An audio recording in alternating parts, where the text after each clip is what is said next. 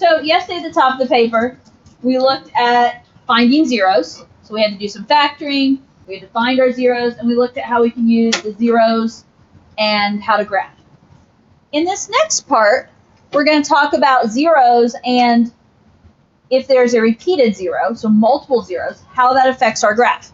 The ones we did yesterday, and my bin could erase so I don't have them, but each time there was just one, there's just a single zero at each location, the graph just crossed through, nothing fancy. So we're going to talk about something called multiplicity. And the multiplicity of a zero, so when we talk about multiplicity, is the number of times the linear factor is repeated. Okay, so number of times the linear factor is repeated. Basically, the short of it, the multiplicity of a zero is determined by the power of the linear factor. So if you have a x plus 2 in parentheses, then raised to the power of 3, that factor has a multiplicity of 3 because it repeats 3 times by having that exponent of 3. So the key thing there, multiplicity, it's the power. Okay, power of the linear factor. Those are going to be the pieces you're going to look at. Now, that multiplicity, it's a number, so it's either odd or even, right? If the multiplicity is odd, the graph is still going to cross the x-axis at that point. So it's still going to go through the x-axis.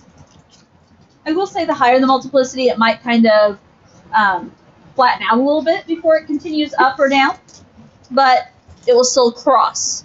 If your multiplicity is even, so if something is squared, or raised to the power of 4, or raised to the power of 6, then the graph will essentially touch the x-axis. It doesn't actually cross through it. It will touch the x-axis, and there is what we call a turning point there. So the idea that if your graph is coming from above and it touches it, it's going to turn and go back up. Okay, so it's kind of like the bottom of a parabola, or you could have a graph coming up from down below. You could touch it and go back down. So it could be the top of like a parabola or something like that. Okay, so I'll show you some examples here. But this is important to understanding what a graph looks like, and we're trying to sketch a graph.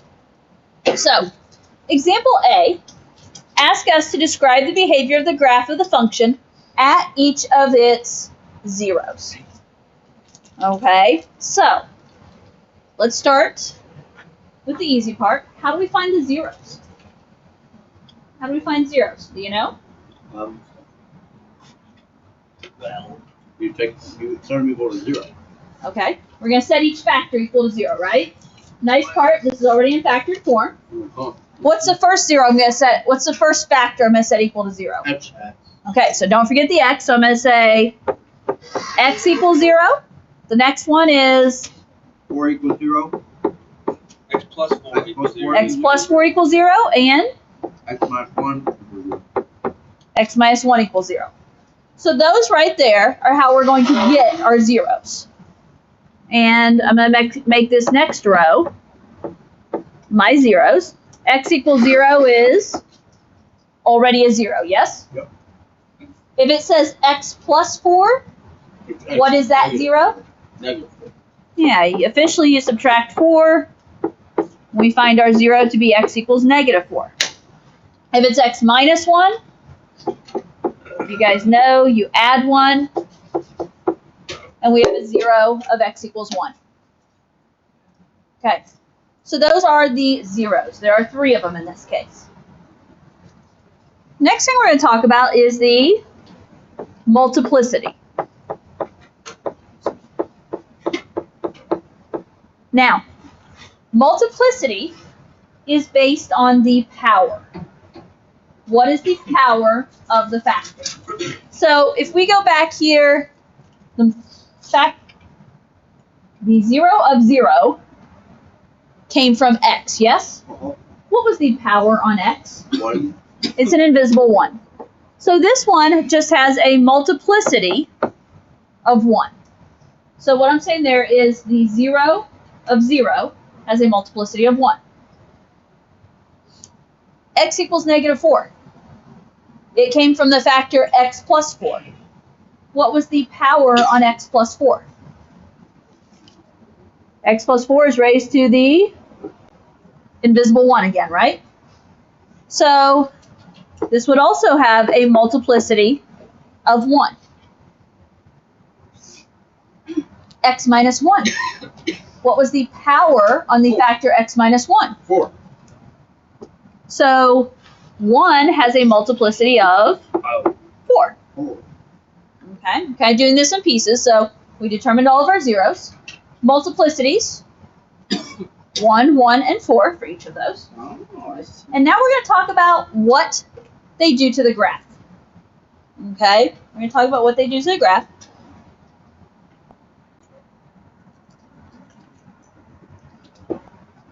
What do you know about the multiplicity of 1? Is the multiplicity of 1 odd or even? We all know, and we have known for quite a few years, Odd. that 1 is odd, right? So what does it say my graph is going to do if the multiplicity is odd? It's going to cross the x. Okay, so when we go through 0, we're going to cross the x-axis in this case. Okay? The next multiplicity was also 1, and 1 again is still odd. And the graph again, when the multiplicity is odd, will still cross the x-axis.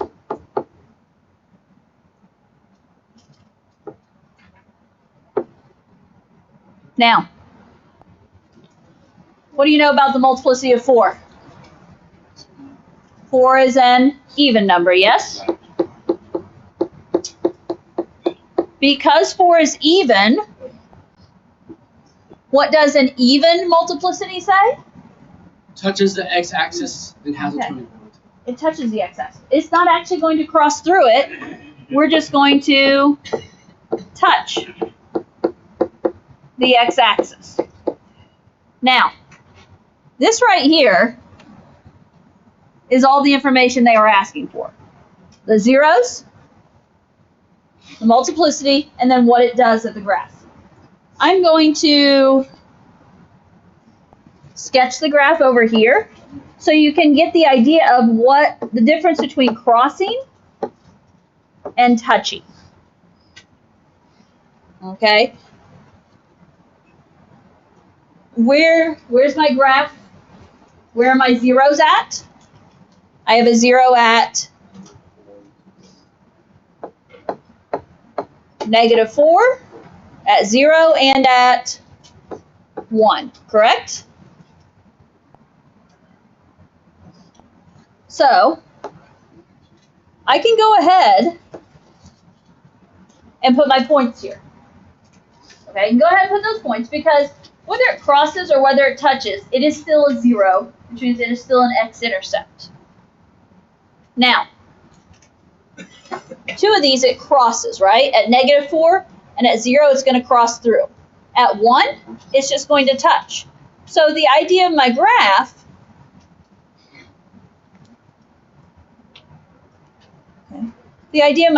is it's going to come down from up here. It's going to cross through there. It's going to cross through there. And then when it gets to 1, it's not going to cross. It's just going to touch and go back up, if that makes sense. So there's an example of how the graph crosses through -4, and it crosses through at 0, but it just touches at 1. Does that make a little bit of sense? Yes, ma'am. Yes. If you'd like to do that different ways, could you draw it differently? Yes and no. So the question is, can I draw it differently? Depends on your difference. Now, is this the exact shape of it? Yeah. No, not necessarily. Okay. Could my graph go lower down here? Could it go higher right here? Yes. Could you split from the bottom? Okay. No, I cannot start on the bottom. And here's why. If we were to multiply all these x's together, right? I have a 1x, or an x to the first, an x to the first, and then this would be an x to the fourth. How many x's is that? That's 6 x's, right? Well, 6 x's Do you remember that end behavior chart? It's on your pink paper there. X to the 6th is an even power. And so that means my end behavior is either up, up, or down, down, just like a parabola, right? And so since this would be a positive, there's no negatives in front of my x's. Like my lead coefficient here, if we multiplied this out, would be x to the 6th, right? Because there's x here, and this would be an x to the 4th. Multiply that out, would be x to the 6th.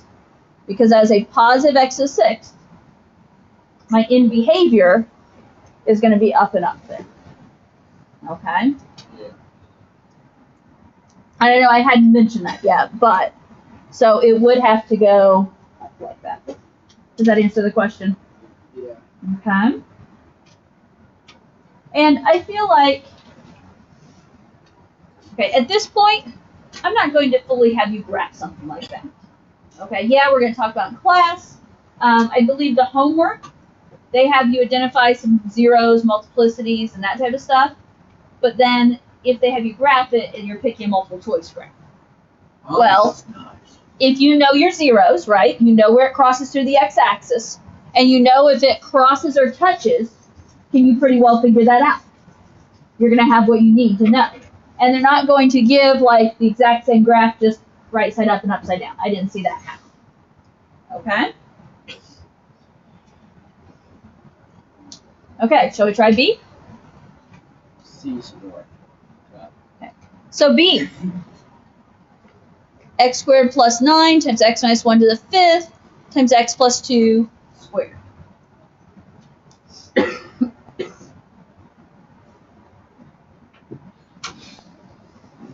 Okay, what are my factors?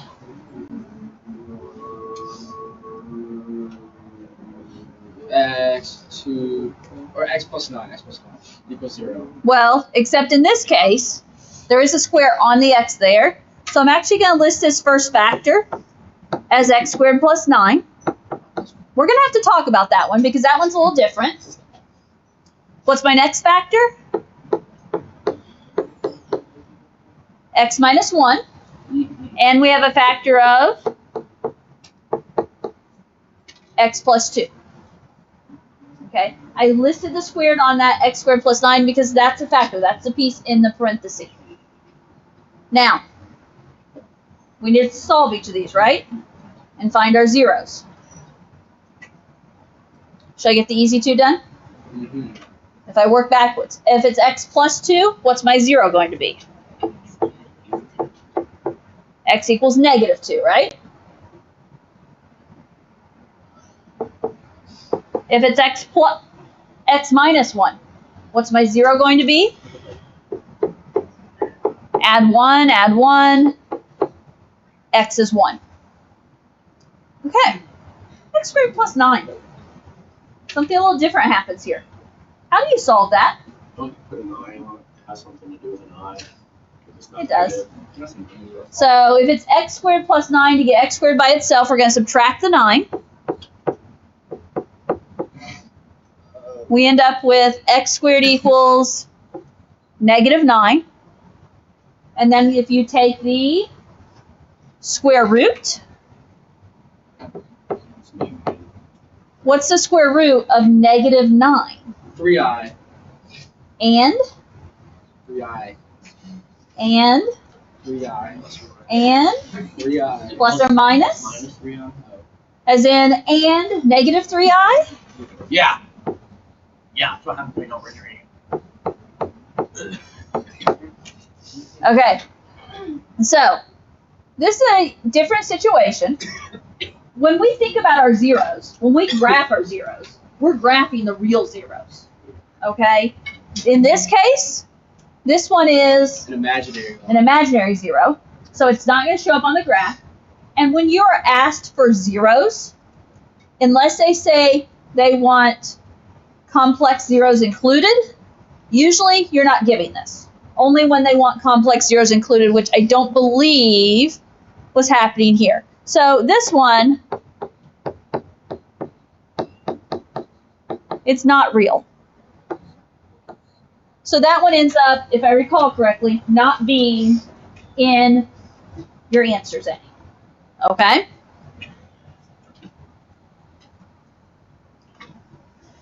Let's see. I'm going to label from back here, I guess, at this point. So this row right here are my zeros. Can you figure out your multiplicities? Yeah, I got you. Where does the one come in multiplicity? Because it's not a real zero, we're not going to worry about multiplicity. I mean, officially, there would be a 3i and a negative 3i, and they each have a multiplicity of 1. Because, you know, we came up with 2 for this one. But okay, x equals 1. What kind of multiplicity does that have? A 4.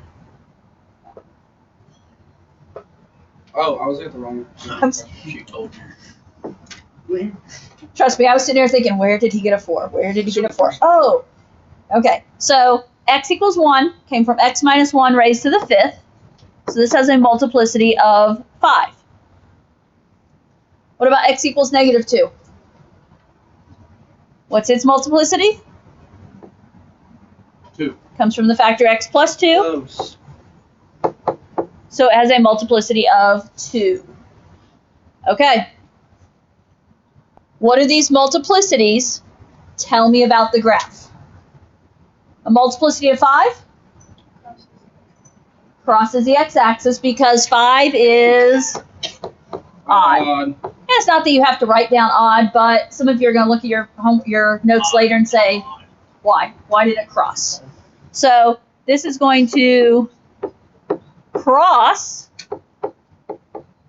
the x-axis, and officially if I want to, I can say it's going to cross the x-axis at x equals 1, at that 0, right?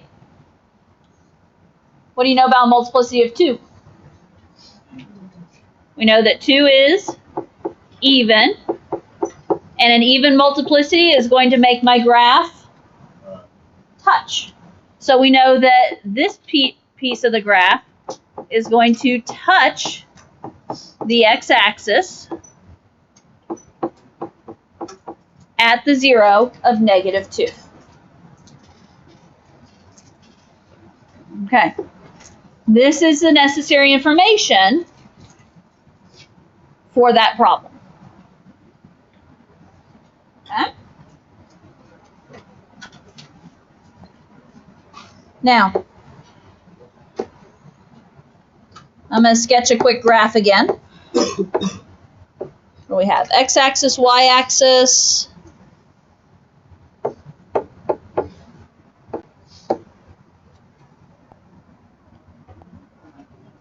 Okay, so I have a 0 at 1.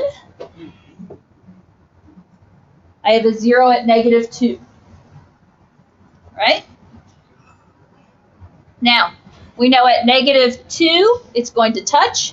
We know at 1, it's going to cross. Yeah. How many x's do I have here? Let's talk in behavior real quick before I throw this graph up there. This was x to the 2nd. This is going to be x to the 5th. And this is going to be x to the 2nd. Well, if you have an x to the 2nd, an x to the 5th, and an x to the 2nd, how many x's is that? Trace. Oh, wait. 9. 9? I thought there was like 3. Okay. 9 is odd. Just 3. 9 is odd. So that's a lot more like x to the 3rd, which means my in behavior is going to be down and up. Okay, that's on that in behavior chart we have. So think about this. Now, at negative 2, it's going to touch. So that means here, we're going to go up here, we're going to touch, and we're going to go back down. And then at 1, it's going to cross. Now, I don't know if I like exactly how she took away the whole thing.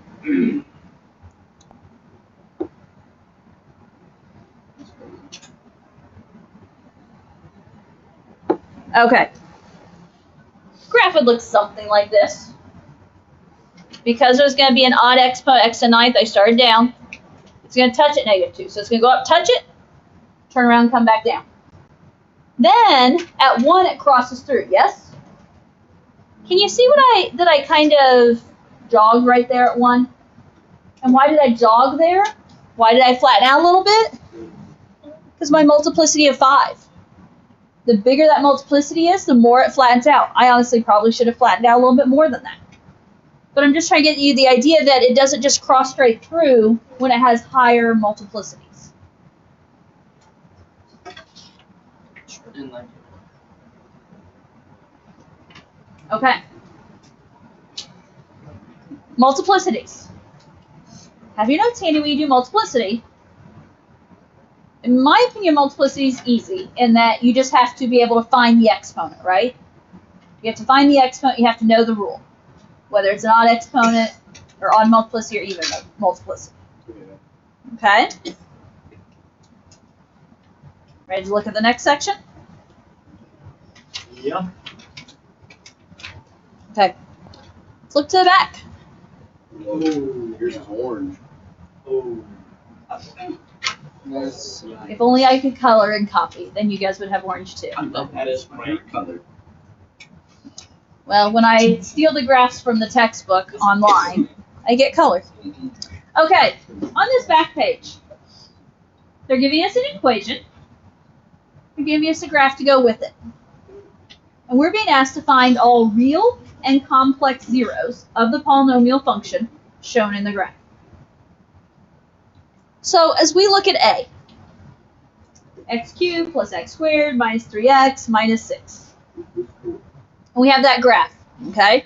So if you went and graphed this on a graphing calculator Desmos, it'd look like this. If we're asked to find all real and complex zeros, what do you see?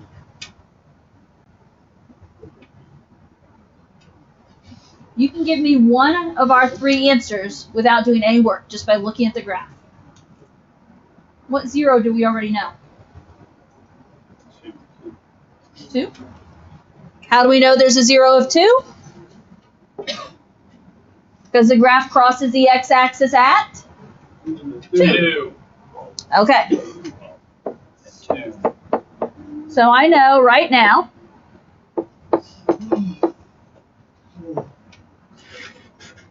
there's a 0 at x equals 2. So I know one of my 3 answers. Now, have I mentioned how we know there's 3 answers? I don't think I have. What's my highest power? What degree is this problem? 3. It's degree 3, yes? When you have a degree 3 problem, there's going to be 3 total zeros. They might not all be real, but there's going to be 3 total zeros. So we need to find the other 2. And so in order to find the other 2, we're going to have to factor this equation. Now, we're not going to do the factor the traditional way you used to factor where, okay, product and sum or product of AC. We're going to have to do a little bit different factoring. And which way do I want to have you guys factor?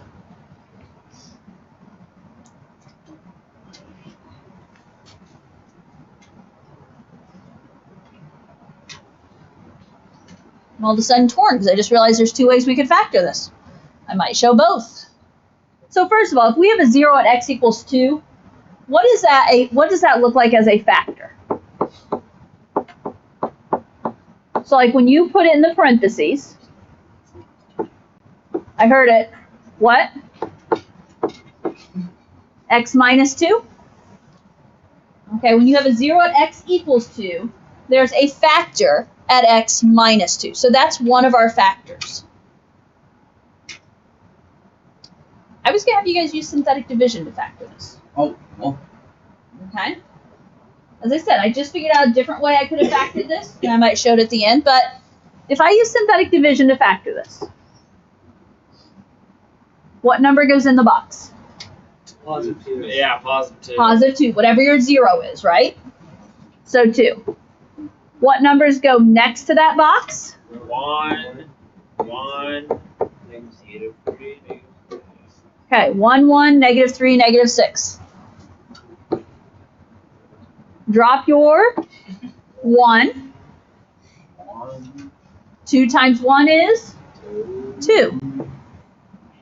Put it up above the line. Then we're going to add. 1 plus 2 is 3. Then we're going to multiply. 2 times 3 is 6. Put it under the negative 3. Then we're going to add. Negative 3 plus 6, 3. Then I'm going to multiply. 2 times 3, 6. Then I'm going to add. Negative 6 plus 6, 0. Okay. Remainder of 0. What's that remainder of 0 mean? No remainder. You're done. Okay, we're done. This is a factor. It's confirming that this is a factor. So we already had a factor of x minus 2. My other factor, what does 1, 3, 3 represent in this scenario? X squared plus 3x plus 3. Okay. 1, because it was started off as x cubed, 1 less is going to be, so x squared plus 3x plus 3. That is our factored form right now.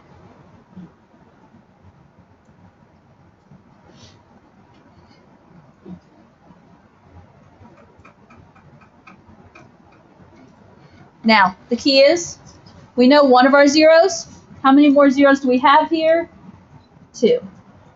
2. Does this factor, like in terms of our normal product and sum type factoring? Yeah. No. I can't multiply to get 3 and add to get 3. So, backup plan. When factoring fails. What do we do when factoring fails? Give up. Plug it in. Product of AC. No. Product of AC is factoring. It's still not going to work. Well, Plug it in. No? Keep it juicy. well We don't have anything to plug in. You give up. You move on. Next problem. It doesn't Okay. work. It's Think junk. about No solution. your solving steps in our last chapter. We could try Synthetic factoring. division. If factoring didn't work, we had a couple other ways. Whoa. No. We're going to use a formula, not that Pascal's one. triangle. How about quadratic formula? Standard form. Yeah. Okay, guys. When factoring fails, when we're trying to solve, quadratic formula.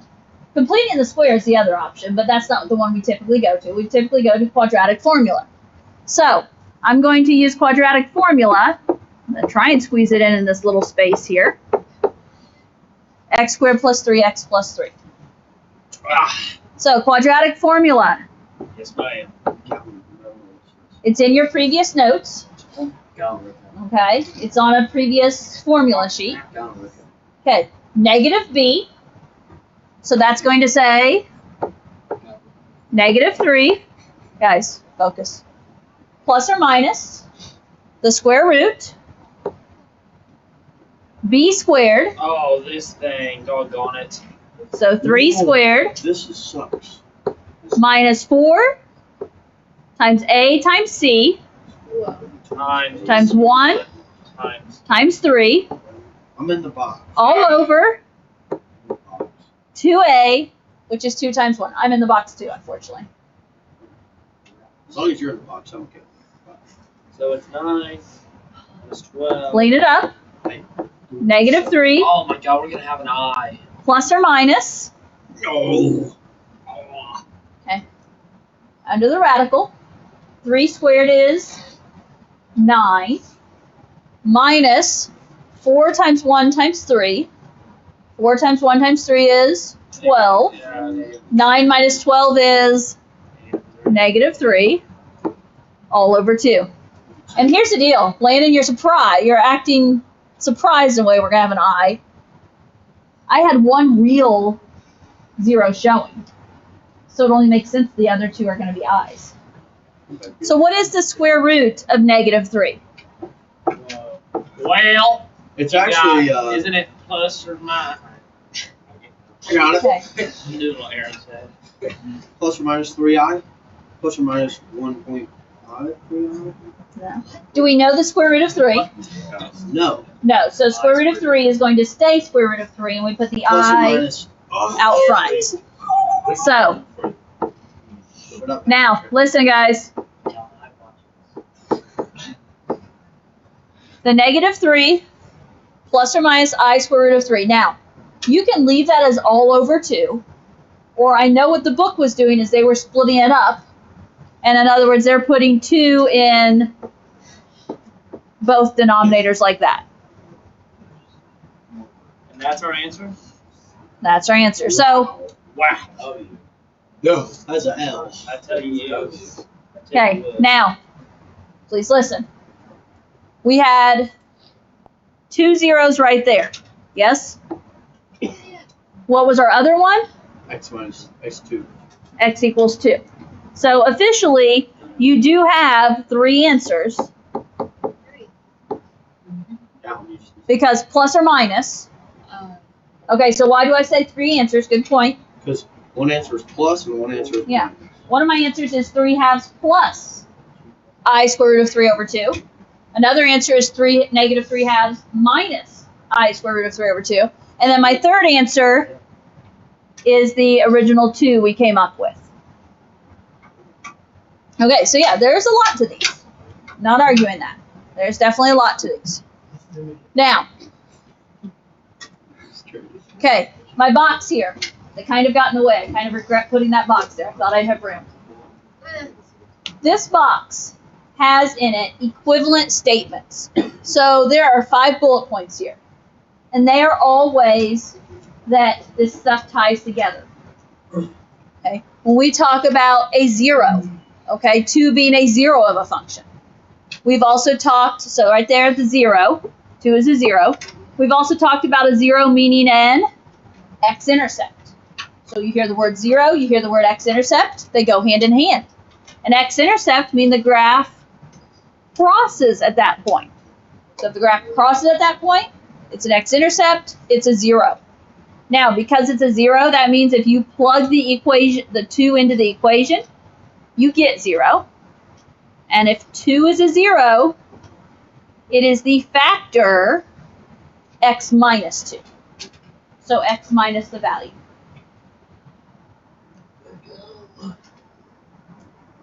Okay. Okay. That was a lot. It was a lot. I don't know if we got enough time to do the next one. Well, we're going to try. Oh, okay. What if we Okay. get like halfway through? We're still going to try. Okay, guys. B. I want zeros. Aaron. Aaron. Okay. How do we know there's a 0 of 3? Because it's where it crosses Right through. Okay. They're showing us right there. Crosses the x-axis at 3. So I know without doing any work that we have a 0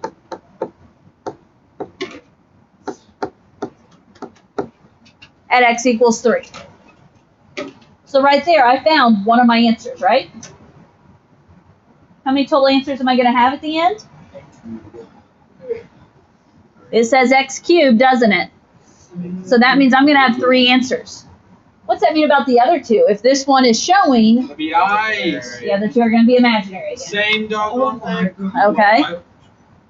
It's about the formula thing on the right there. Uh-huh. Is the first x equals, is that the b value or then the x you write it? Yeah, and I meant to and forgot. Okay, guys. Quadratic formula. I meant to, we got done with that problem, write it out, I forgot. X equals negative b plus or minus the square root of b squared minus 4ac, whoops, all over 2a. For future reference, I probably should have put that in the notes. And it is in old notes, right? It's on an old formula sheet. You have it. You just, it'd be nice to have it right here so you don't have to dig. So that is your quadratic formula. Are you going to use that sum? Obviously, since we just used it. Okay. We have a 0 at x equals 3. what does that look like as a factor? If we have a 0 at x equals 3, as a factor, that is x minus 3. Okay, so to know there. So that's one. Now, synthetic division. Did you guys like the synthetic division last time? Yeah. Okay. Yeah. Because I'm realizing there's another way, and it would work on both of these, that they could factor. Because we could also, and maybe I'll review that another day. No. Okay, what's going in my box? 3. What goes next to the box? 2. Two. Negative 8. Okay, 9. 2, negative 8, 9, negative 9. Drop the 2. 2. Multiply. 3 times 2, 6. 6. Add. Negative 8 plus 6, Negative 2. negative 2. Multiply. 3 times negative 2, Negative 6. negative 6. Add. 9 plus negative 6, 3. 3. Multiply. 3 times 3, 9. 9. Add. 0. Negative 9 plus 9 is 0. If you get something other than 0 here, you've probably made a mistake. Uh-oh. Because you should be getting 0 if we know it factors. Now, one factor that we already had was the x minus 3. This 3. What does 2, negative 2, and 3 represent? This is 2 Squared. X squared. x squared minus 2 2x plus x 3. plus 3. Oh. Now, you could try and factor that 2x squared minus 2x plus 3 by hand, but it's not going to factor by hand because we know there's going to be imaginaries here. So, we're going to take 2x squared minus 2x plus 3, set it equal to 0, and if it doesn't factor, what's our backup plan? Quadratic formula, right? So, x equals negative b. What's the negative of negative 2? 2 plus or minus square root b squared. So negative 2 squared minus 4 times ac. So 4 times 2 times 3 all over 2a. So 2 times 2.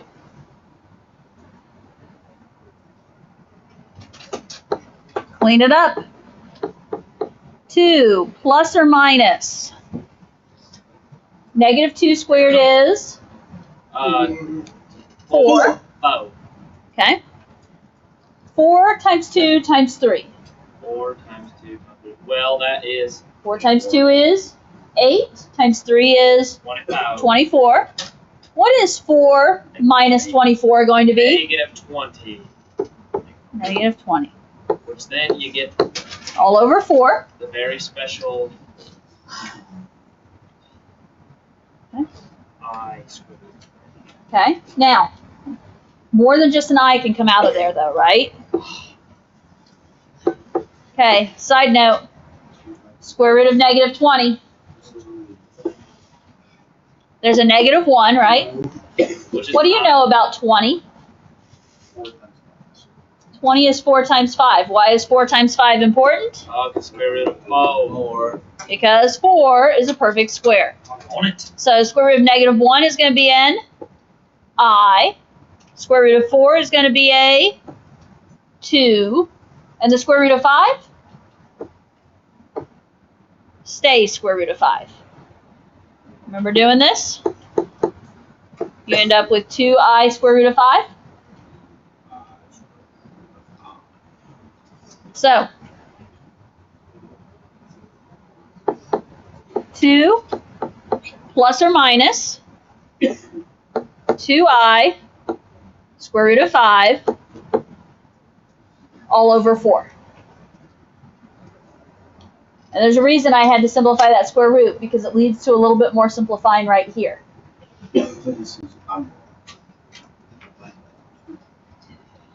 What's everything divide by? A 2, yes? And I don't know, would it be easier if you think, let me think about this way with you. 2/4 plus or minus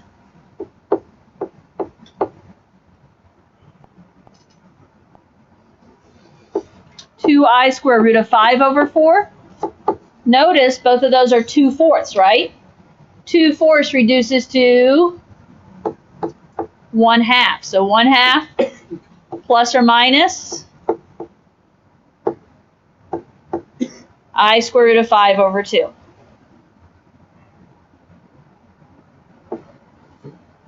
Okay.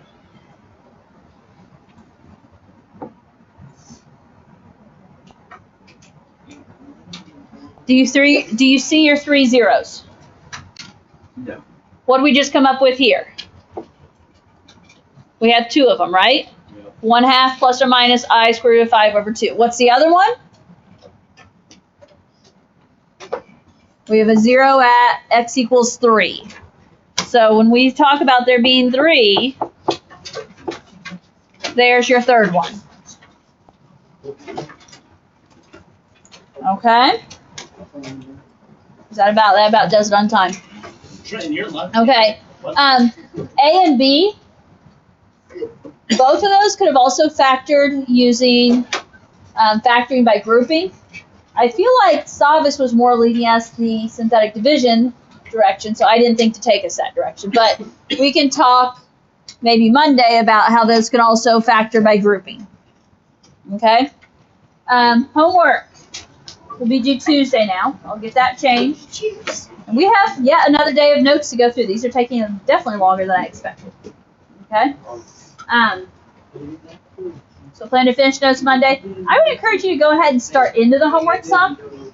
Because if you go to do this Monday night after, guys, after a weekend, after me having taught 2 days already, it's going to be hard to remember. So I would try and jump in and start some of it. You weren't gonna know.